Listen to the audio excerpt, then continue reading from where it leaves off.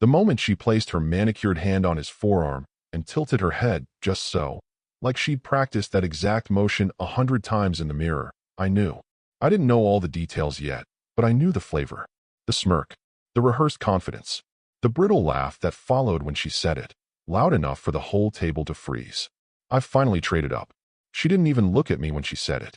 Her eyes stayed locked on her boss, this smug real estate vampire with gelled hair, loafers without socks, and a Rolex that screamed, "I lease my ego monthly." Our friends, mutual, for years, stared like they were waiting for a punchline. A few gave the tight, nervous chuckles people give when someone tells a joke they're not sure they're supposed to laugh at. One couple actually looked down into their drinks like that'd make them invisible. I caught Dean's eye. He's known me since college, and he gave the slightest wince. That was all. No rescue. I didn't say a word. Not one. I just pushed my chair back, slow and even, like I was standing up from a funeral.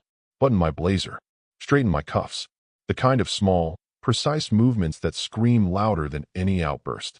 Her voice followed me as I walked. "Oh, come on. Don't be dramatic," she said with a half laugh, brushing it off like a speck of lint. "It's just a joke. Don't be so sensitive." That line, that stupid line, that was the kindling. She thought she was starring in some rom-com plot twist where the ambitious woman finds her real match and the boring old husband wanders off to quietly dissolve. But she forgot something. Something she never bothered to ask about. I wasn't the sideshow. I wasn't the safe, comfortable plan A. I was the architect of every brick she ever stood on. And she just spat on the floor. Outside, it was cold. I didn't feel it. No cab. No Uber. I didn't even look at my phone. I walked down to the parking lot and unlocked my car. Not the flashy black SUV she always demanded we drive when meeting her people. Just my old silver sedan. The one she called a dent with a steering wheel. Inside the glove box, under the registration and the crumpled receipts, was the key to something she never asked about. The folder. And while I sat there for a moment, watching my breath frost the windshield, I allowed myself 1 second. 1 second of that guttural, hollow anger that lives between your ribs. Not the type that screams. The kind that sharpens. That freezes over. If you're still listening to this and not subscribed, you're one of the 90% who hasn't clicked that button. But these stories take weeks to build, so your support honestly motivates us to keep going. A quick sub helps more than you know. Anyway, back to that parking lot. I started the engine. Not to leave. Just to warm the cabin. Then I pulled out my phone. Not to call her. Not even to text. No, I opened my private archive. It wasn't some revenge fantasy folder. It was just facts. The boring kind most people never look twice at. A list of assets. Trust structures. Equity positions. IP filings. And one folder labeled CDG Joint Ventures 2018. That dinner party? That wasn't humiliation. It was the trigger. What she didn't know, what no one at that damn table knew, was that Carradine Development Group wasn't just a fancy name on a commercial property banner. It was the holding entity I managed in silent trust. Silent, because that's how legacy families play the long game. And last month, her firm signed a strategic partnership with CDG. Celebrated it. Posted a champagne pic. Called it the start of something bold. I smiled then. Not happy. Just steady. They all thought I walked out of that party like a wounded animal. I didn't. I walked out like a locksmith. Because I already had the keys. And tomorrow, the doors were going to start locking behind her. The folder had dust on it. Not because it was forgotten, but because it was settled. Everything inside had been designed to never draw attention, never glow in a spreadsheet, never scream for credit. Just names. Signatures. Holding patterns. Clauses buried in parent companies 3 layers deep. The label on the front read, in simple black serif, Westmore Legacy Trust, established 1943. She had seen it once. Maybe twice. Scoffed. That old thing your grandfather set up? You should just cash it out or shut it down. You can't even touch the principal, right? Right. That was the point. The office was dim, lit only by the green glass desk lamp she'd begged him to get rid of years ago. It makes this place feel like a haunted bank. She preferred Scandinavian white and soft Instagram-ready filters. But he kept it because it was his grandfather's. And because some rooms are supposed to feel a little haunted. He laid the folder flat on the desk and opened it to the bookmark page. A single line, circled in red ink from years ago. Carradine Holdings, managing interest, silent appointment approved by trustee vote, retroactive filing, 2015. She never once asked what Carradine was. Never wondered why the name showed up in the small print at the bottom of her startup's first major lease agreement. She thought it was just some property group, one of the dozens that cycle through co-working investments and city development grants. She didn't realize it was the only group with controlling rights on the tech campus her firm had just moved into. She'd hosted a launch party 2 weeks earlier, standing in front of branded banners, holding a flute of Prosecco, and smiling like she'd won something. She posted a reel on Instagram with the caption, "From garage to global globe showing Europe Africa laptop computer briefcase, so proud of what we've built."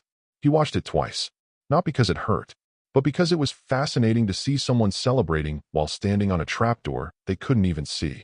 Buried in the funding agreement, which she never read past page 6, was a clause mandating mandatory ethics review of any undisclosed personal relationships affecting leased development zones. Her trade-up dinner stunt?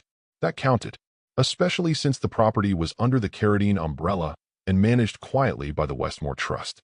He took out his pen, signed one name, just one, and slid the document into the outgoing box on the far side of the desk.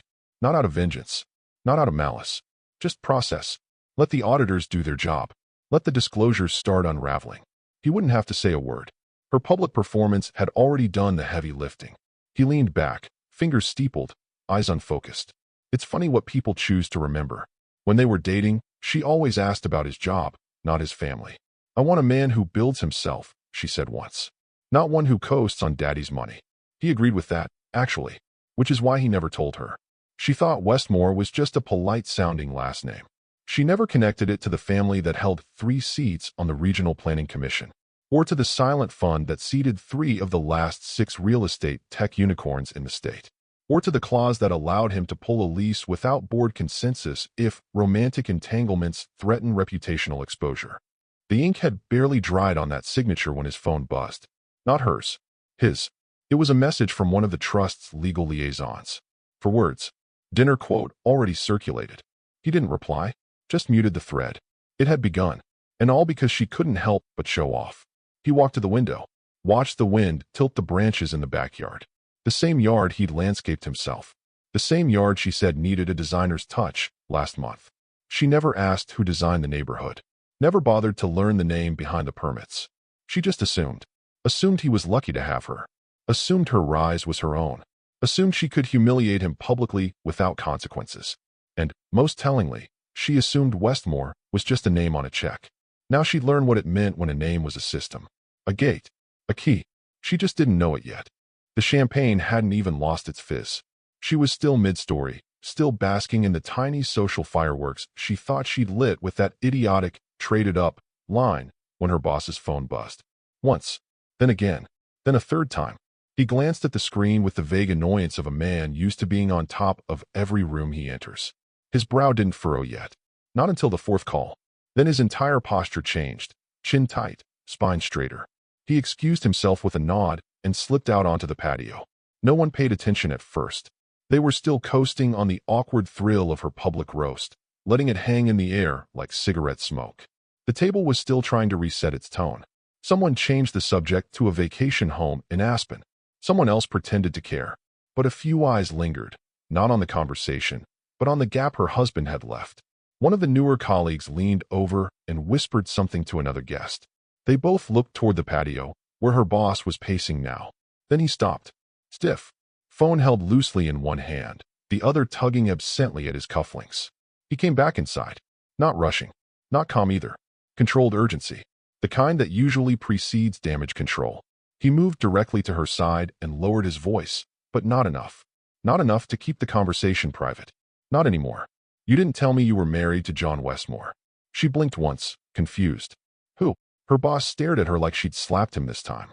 "John Westmore, the trustee of the Carradine Development Fund." A pause. "You signed a lease under them last month."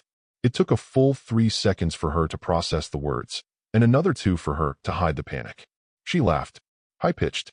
"Hello. You must be mistaken," she said, waving her hand like she was swatting away a bad smell. He's in consulting. Logistics. Something boring. Except now a woman at the end of the table, one of her friends from the real estate world, the kind who actually reads the business sections, looked up and tilted her head. "Wait. That Westmore. The one who helped restructure the Capital South zoning project." Silence. Her boss didn't respond. He just held up his phone screen toward her. It was a website, corporate filings for the Carradine Development Fund. And there it was, buried halfway down the page. Appointed trustee, silent class A.J. Westmore. The wine glass in her hand tilted slightly. She didn't notice. But the table did. Her boss leaned in. Do you understand how this looks? You joked about trading up in front of a dozen witnesses, including vendors and investors, while standing on a lease that runs through 2032. That's not a punchline. That's a breach. She opened her mouth. Nothing came out. Not denial. Not explanation. Just the reflexive twitch of someone realizing the room had turned, and she had no idea when it happened. The younger colleague who'd whispered earlier was already typing something into his phone. Another checked her watch. One man at the far end subtly slid his chair back, detaching himself, physically and symbolically. The insulation was peeling off. The social airbag had failed to deploy. She tried again. But it's just a name. John doesn't control anything. I mean, he's never talked about. Her boss cut her off. He didn't need to talk. He just signed a limited use override clause 2 hours ago. He showed her the email. Timestamped. Redacted. But the sender domain was unmistakable. CarradineHoldingsTrust.com. Now she was the one blinking. 2 hours ago. Right after he stood up from the table. Right after her little performance. She looked around, trying to find someone to meet her eyes. But everyone was suddenly busy. Checking their phones. Reading emails. Anything but witnessing her embarrassment. And then came the worst part. It wasn't loud. It wasn't dramatic. It was administrative. Someone walked past their table holding a clipboard, the event coordinator. She leaned toward the host and said quietly, just confirming the name correction for the donor list. Westmore stays. Lockwood is removed. A nod. Copy that. She froze. What list? She asked too loudly. But no one answered. Because the list had already been updated. Because she wasn't the story anymore. He was. The party had deflated. What was once glittering now just clinked. Glasses half full, voices low, conversations fragmented into guarded glances and polite disengagements. She sat still, elbows stiff, fingers curled lightly around the stem of her wine glass like it might stabilize her. Her boss had returned to the far end of the patio, deep in discussion with a regional compliance attorney he had summoned with one text. Nobody was laughing anymore. At exactly 9:47 p.m., her phone buzzed once on the table. Just once. No ringtone. No second ping. She didn't look immediately. She was too busy pretending she was still in control, still charming, still unaware that she'd thrown a match into a gas-filled room. But then she did look. And when she did, the color drained from her face with such brutal speed that even the ambient lighting seemed to dim. It was from her father. He knows. Call me before you lose everything. No emojis. No ellipses. No fatherly sweetheart. Just 6 words. And a sense of finality that wrapped around her spine like ice. She stood abruptly, the chair behind her scraping sharply against the tile. Her boss glanced over, but didn't stop speaking. No one followed. No one asked if she was all right. She walked into the guest bathroom and locked the door behind her. Stared at her reflection, tried to straighten her posture, control her breathing, make sense of the sentence she'd just read. He knows. What does he know? She dialed. Voicemail. Tried again. Same result. Then she opened her company dashboard, the administrative portal she never really bothered with beyond approving branding updates and fluff content. She was the visionary, after all. The face. The buzz. She left the back-end stuff to the boring guys. But the audit tab was blinking red. Internal notice. Investigative review initiated. Carradine Property Lease, Zone 4. Filed, 5:33 p.m. Source, third-party fiduciary conflict declaration. Filed over 4 hours ago. Hours before her little toast. Filed, she realized, by someone who knew exactly what they were doing. Someone who had the authority, the access, and the legal standing to pull the fire alarm in a building she didn't even know was made of kindling. She scrolled down. Under triggering clause, it listed personal conflict with managing partner of leaseholding entity. Failure to disclose relationship. She stared at that phrase. Personal conflict. That's what they were calling it. Not affair. Not betrayal. Just a calm, bloodless line of liability. And then, impact window, immediate. Her eyes snapped back to her father's text. Call me before you lose everything. Everything. Not something. Not this deal. Not this job. Because he wasn't just her dad. He was also one of the largest, quiet investors in her startup. Through a shell company he once called a birthday gift you'll never see coming. That gift was a 7-figure injection through a holding firm called Jarriston Ridge. She never asked who else was involved in it. Never cared. Thought it was just one of those generational perks rich dads handed their daughters who wanted to build something meaningful. Now she realized that holding firm was part of the angel fund umbrella that required founder disclosures. Romantic, legal, financial, all of it. And she had just stood in front of half her investor network, touched her boss's arm, and publicly implied her marriage was over, without disclosing that her new relationship sat across from a lease governed by her husband's trust. She didn't just cross a line. She broadcasted it. That's why the auditors didn't even need to interview her. The declaration had already been filed. The video clip from the dinner, yes, there was a video, had already been logged as supplemental evidence. A guest had recorded it, posted it in a WhatsApp group. Another forwarded it. Within an hour, it hit the inbox of a compliance officer who knew the name Westmore. She felt dizzy. She opened a group chat of 3 girlfriends, sent a short message. Hey, did you notice anything weird tonight? Read. No response. She called her assistant. Straight to voicemail. She called her father again. Still nothing. Then she did something she hadn't done in years. She searched her husband's name on LinkedIn. Not his public profile, the one she'd seen 1,000 times, the one that said consultant/logistics specialist/risk advisor. No. This time, she scrolled down, past the endorsements, past the projects, to the activity section, and saw a single, quiet update from 3 weeks ago. Pleased to continue our work with CDG. Strategy over noise. Legacy over hype. She'd rolled her eyes at the time. Thought it was just another dry post from a man who didn't understand how to market himself.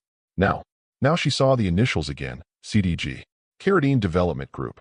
And finally, she realized. He didn't move emotionally. He moved legally. And he had started 4 hours before she even opened her mouth.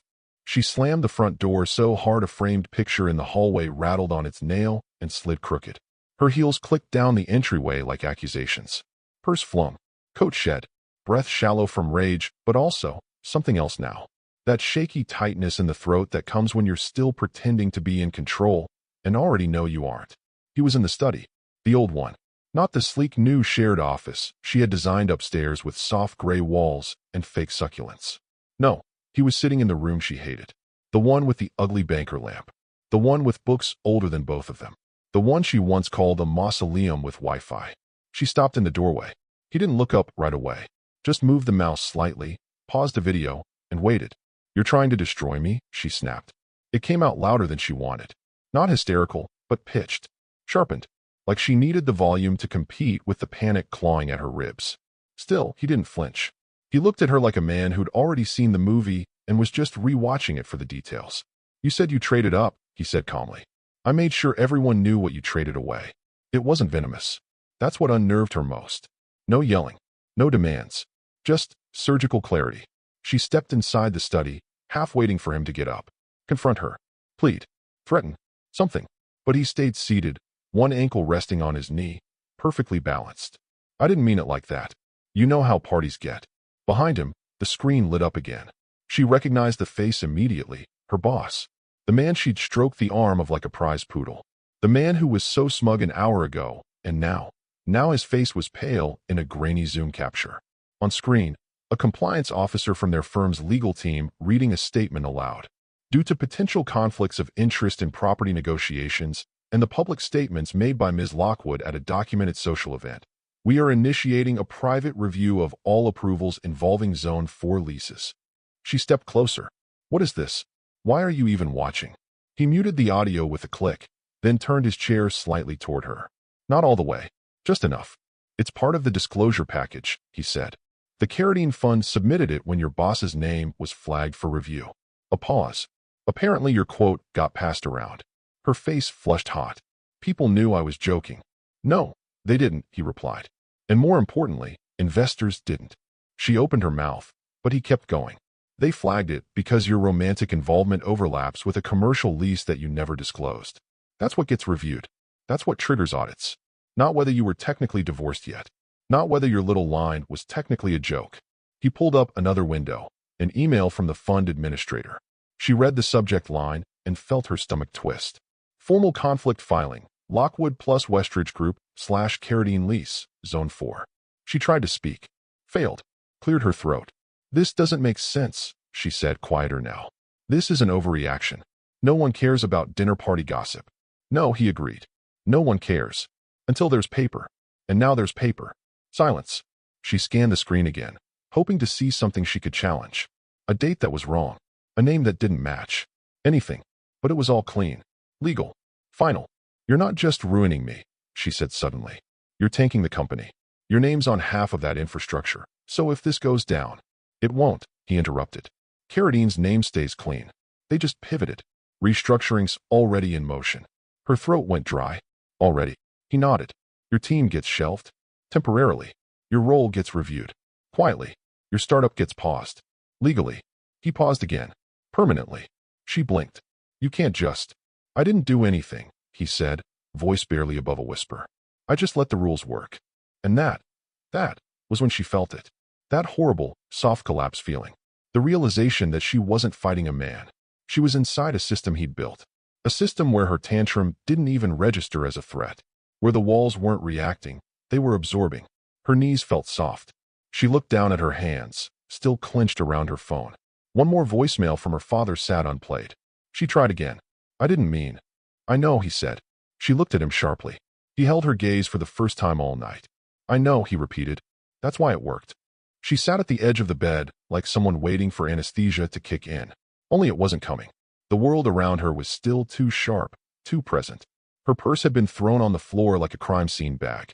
Her heels lay sideways in the hallway, one strap broken. Her makeup smudged, not from tears, but from disbelief sweating out through every pore. Her phone was on her lap, the screen dimmed now, the voicemails untouched. She couldn't bring herself to listen. Not yet. Downstairs, the printer hummed. It was the sound of inevitability. She walked barefoot toward the noise, each step sticky against the hardwood. When she reached the bottom of the stairs, he was already there, by the old oak credenza, collecting the pages as they slid out of the tray. Calm. Mechanical. She didn't say anything. She just waited. He handed her the stack without looking up. A dozen pages, stapled. With a yellow post-it stuck to the front. Page 7. Paragraph 4. She peeled it off and started reading, trying to keep her eyes from darting. The pages were dated from 3 years ago, one of the first investment rounds they'd filed for her company. She barely remembered the signing day. It had been sunny. Her nails were freshly done. They'd gone to brunch afterward and posted a photo. First seed round secured. Hashtag startup life. She flipped to page 7. There it was. Nestled between boilerplate indemnities and jurisdiction codes. In the event of marital dissolution, corporate acquisition, or formal dissolution of relationship between the beneficiary and the founding sponsor, all intellectual property, trademarks, patents, and creative work products revert to the founding sponsor unless explicitly reassigned in a secondary clause. She blinked. Then read it again. Wait. This isn't enforceable. This is just one of those placeholder clauses. It's enforceable, he said quietly. She looked up. No judge is going to just. It's not about a judge. It's about ownership. She flipped through the rest of the contract, hunting for the reassignment forms, the waivers, the exceptions. Her name wasn't on any of them. Where's the transfer form? She asked, voice thin. There isn't one. She stared at him. You never assigned the IP? No. You knew this would happen? No, he said again. I knew you stopped asking questions after the pitch deck looked pretty. That one landed. Her mouth opened, then shut. The clause wasn't a trap. It was a wall she never bothered to look over. She'd been so focused on branding, partnerships, public-facing buzz. She let him handle the boring paperwork, the skeleton of the company. And now? Now she realized her empire was built with bricks someone else owned. Her eyes scanned the line again. Founding sponsor. That was his name, not hers.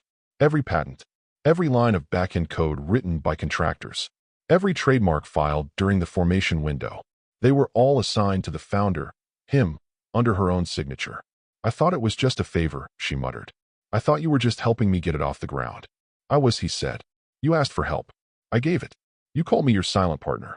So I stayed silent. She sat down on the arm of the couch, gripping the papers like they might crumble if she breathed wrong. This can't be real. It's real. But I pitched it. I built the brand. The clients came through me. Yes, he said. But the foundation was mine. You just never cared who laid it. It was too quiet. She could hear the hum of the refrigerator from the next room. Could hear a neighbor's sprinkler sputter on through the window. All of it felt surreal. Like the background noise of someone else's nightmare. But, she tried one more time, you can't want this. You're not going to actually use it, right? I mean, this is leverage. Not punishment. He tilted his head. You used our marriage as a marketing stunt. You paraded your boss in front of our friends like he was your upgrade. You humiliated me for the sake of a moment. You broke the contract. I didn't break. You did. Not just the emotional one. The legal one. She stared at him. I didn't know, she whispered. I know, he said. That's why it's binding. It wasn't rage in his voice. Not gloating. Just clean, surgical logic. And that's when it hit her. Not like a punch, but like a drawbridge lifting with her still on the wrong side. She hadn't just lost the public image. She hadn't just lost control of the narrative. She'd lost everything, before the story even began. The silence came in stages. Not all at once like a fall, but in increments, like a house emptying itself one item at a time. First, it was the group chats. She'd messaged something funny or mildly self-congratulatory, like she always had. And instead of the usual flurry of laughing emojis and inside jokes, there was nothing. Not even a reaction bubble. Ghost town. Then came the slow bleed of calendar deletions. Brunches she'd confirmed now had rescheduled tags. A wine tasting she was co-hosting was suddenly postponed indefinitely. A panel discussion in DC she'd been prepping for quietly replaced her headshot with a generic silhouette. She refreshed the page 3 times. The name was gone. No announcement. No explanation. Just gone. She forwarded the event coordinator a polite email. Hey, noticed my name wasn't on the list anymore. Just a tech glitch. And got no response. Not even a read receipt. That's when the pit in her stomach stopped being a knot and started feeling more like a void. But the final confirmation came from a woman named Sasha, one of her oldest friends. The kind of friendship that once meant annual spa trips, joint holiday cards, and middle-of-the-night calls about nothing. They had even started their careers together, interns at the same firm, both clawing their way up. Sasha had a birthday dinner scheduled. Intimate. 12 people. She wasn't invited. She only found out because someone tagged her in a photo, accidentally. Then untagged. But not before she saw the candlelit table, the wine, the curated guest list, and Sasha leaning in, laughing with people who, just a week earlier, had been asking her for introductions. She called. Voicemail. Texted. Delivered. Never read. She stared at the message like it was a locked door with no handle. 2 days later, her work calendar updated on its own. Her name was removed from 2 projects she'd initiated. Projects she'd pitched. Pitched hard. The ones she called her babies. No explanation, just gone. The admin team didn't even message her. The files were reassigned. Access permissions quietly revoked. She asked her assistant about it. The assistant stammered through some non-answer about rotating responsibilities. But her voice cracked at the word rotate. Like she didn't believe it herself. Still, she kept up appearances. She posted a throwback photo of a pitch meeting, added a caption about new chapters and exciting shifts, even tried tagging the company's page. The tag didn't stick. It had been blocked. She opened Slack to look for context. The channel for her flagship project? Archived. The private group for her leadership circle? Dissolved. Even the emoji shortcut that used to trigger her name, Butterfly, had been deleted. And then the memo. No subject. Just an internal note slipped into her inbox late at night. Pending internal review, Lockwood.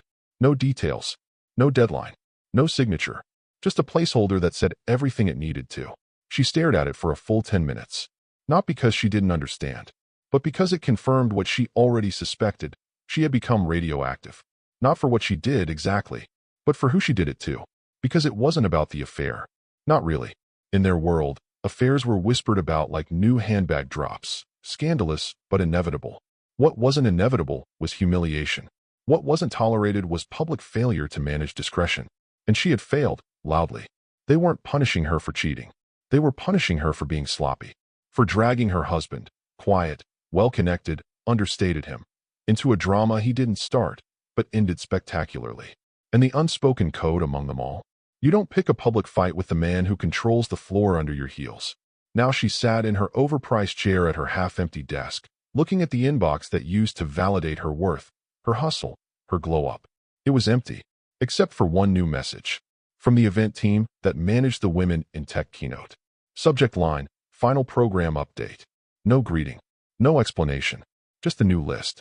Her name wasn't on it. The woman who replaced her? The wife of her former lead investor. A woman she once joked should stay out of the boardroom and stick to charity. Now she was the one doing interviews. Now she was the keynote. And she wasn't just out of the spotlight. She was off the guest list entirely. His study smelled like old leather and dusted regret. The kind of room where time seemed preserved in amber, where nothing ever changed except who sat in the chair across from his. And tonight, that person was her. Wrinkled blouse, faded makeup, dignity slipping off her shoulders in pieces. He didn't greet her, didn't offer a hug, just poured 2 glasses of whiskey, one neat, one untouched, and sat behind the mahogany desk like a judge waiting for the closing arguments to finish themselves. She stood, arms folded, chin up, trying, desperately, to recover some posture. "Why would you send that message?" she asked, her voice already betraying the tremble beneath. He didn't flinch, just looked at her for a long, heavy moment before swirling his drink once. Then, evenly, "You embarrassed a man who did everything for you. At my table, in front of our friends." She blinked, stunned. It was a joke, Dad. You're seriously going to take his side because of some stupid comment at dinner." He raised his eyebrows, slow, deliberate. The same expression he used when executives tried to bluff in negotiation meetings. The one that said, "Careful now. You're already off the cliff. Don't light a cigar." "I thought," she started. He set his glass down harder than necessary. Not loud, but final. "You didn't think," he said sharply. "That's the problem." She opened her mouth to object, but nothing came out. Her father leaned back in his chair. "You humiliated a man who never asked for attention, never asked for recognition, just kept showing up, writing checks, fixing what you broke, letting you take the credit. You mocked him, publicly, and not just to strangers, to the very people who helped build your image." He slid open the top drawer of his desk and pulled out a folder. Manila. Slim.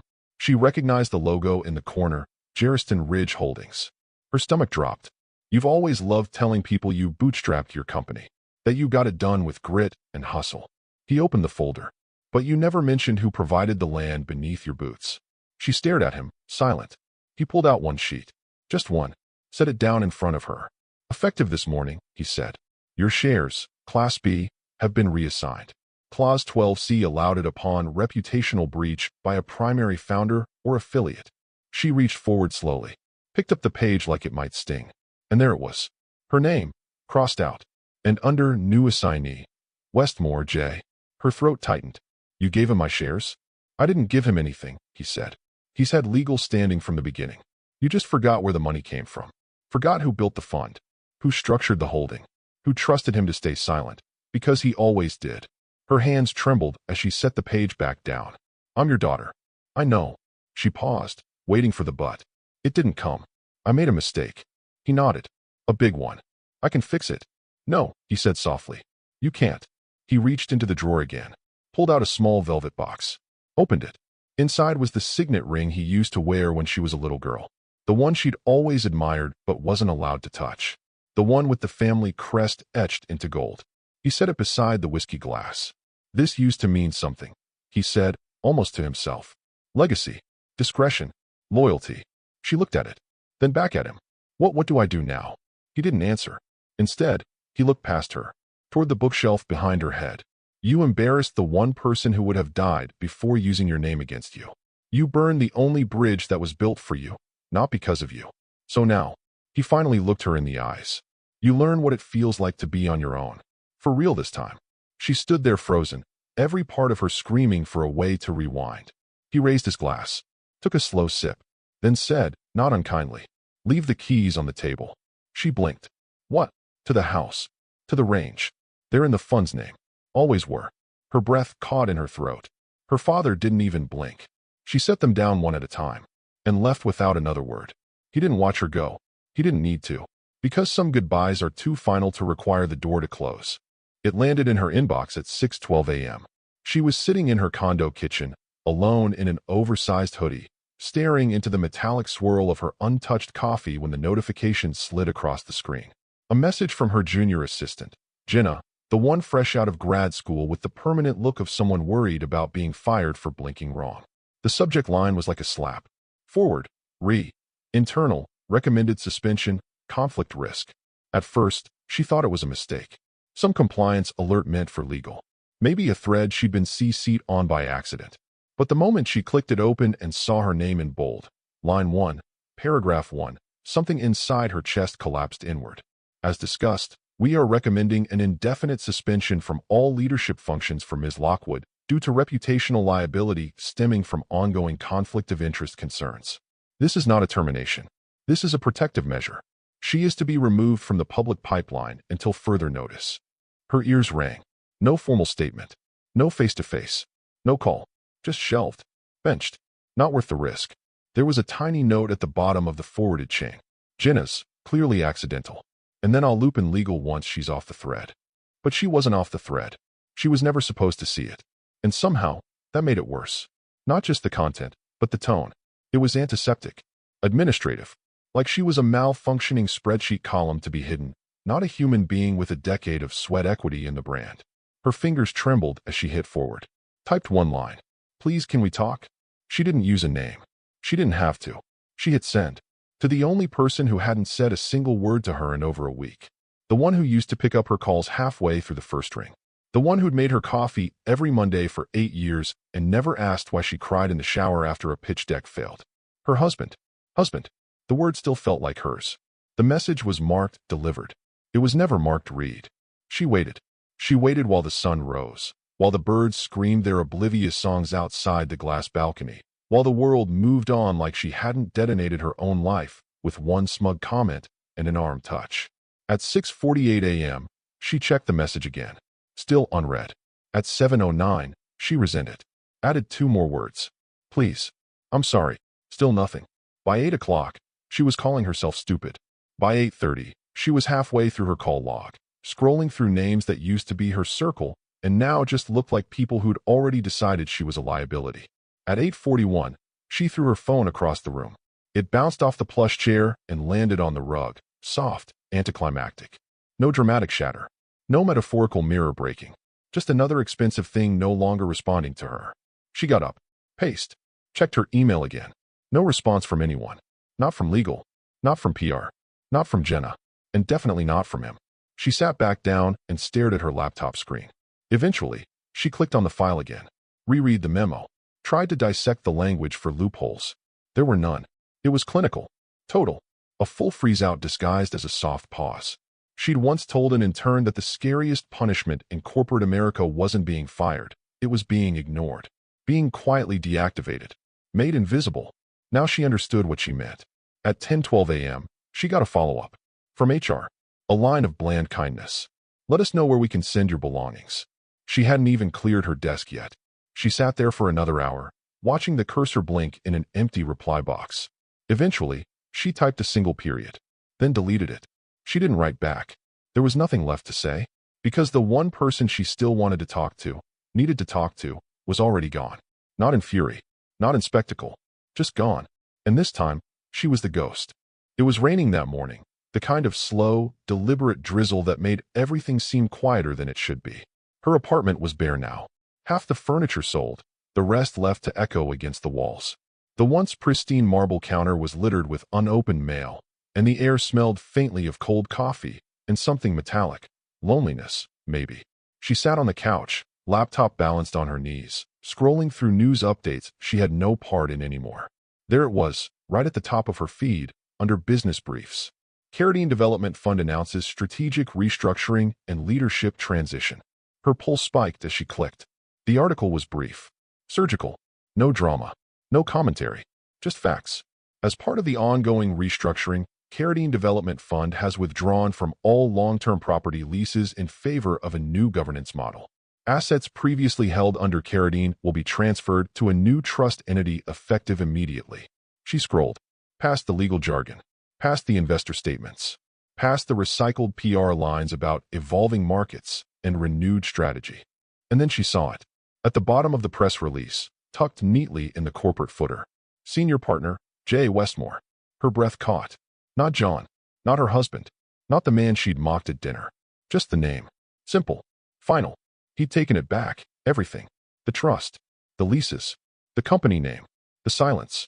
And now his name wasn't spoken in pity or confusion. It was respected. Even feared. She stared at the screen, her reflection faint in the glow. The irony wasn't lost on her. She'd built her image on perception, on being seen. Now, even her shadow looked like a stranger. The rain tapped softly against the glass, a steady reminder that the world kept moving. That he kept moving. Her inbox pinged. One new message. From an automated legal address. Subject: Intellectual Property Transfer Confirmation, Final notice. Her hand trembled slightly as she opened it. Inside was a scanned document. Her signature from 3 years ago, faint but clear. The clause she ignored. The same one that had reappeared like a ghost every time she thought she'd found a way out. Her contractual terms established under founding sponsor agreement. All intellectual property rights revert to J. Westmore effective upon dissolution. No loopholes. No appeals. Attached was a second PDF titled Acknowledgement of Final Assignment. She opened it. Her name. His signature. And at the very bottom, in plain black font, "Thank you for the trade." That was it. No bitterness. No triumph. Just quiet punctuation on a life dismantled with precision. She sat back, staring at that single sentence until the words lost meaning. Thank you for the trade. Trade. That's what it was, wasn't it? One moment of arrogance for an entire life's foundation. One public slap disguised as a joke for a private reckoning that would never stop echoing. Her phone vibrated once more. A news alert this time. A photo of a ribbon-cutting ceremony. The new trust's headquarters. He stood at the center, flanked by investors and community figures. He wasn't smiling, exactly, but there was something in his posture. Peace. Control. No caption mentioned her. No article referenced her name. She'd been erased, not out of malice, but with the same quiet care he'd shown every step of the way. She closed the laptop. The rain outside intensified, and for a moment, she thought she heard the faint hum of a familiar voice in her head. His, calm and measured, from that night in the study. You said you traded up. I made sure everyone knew what you traded away. She exhaled. The screen went dark, reflecting her face one last time. Blurred, colorless, small. And then she whispered into the empty room, voice barely audible beneath the rain. Thank you for the trade.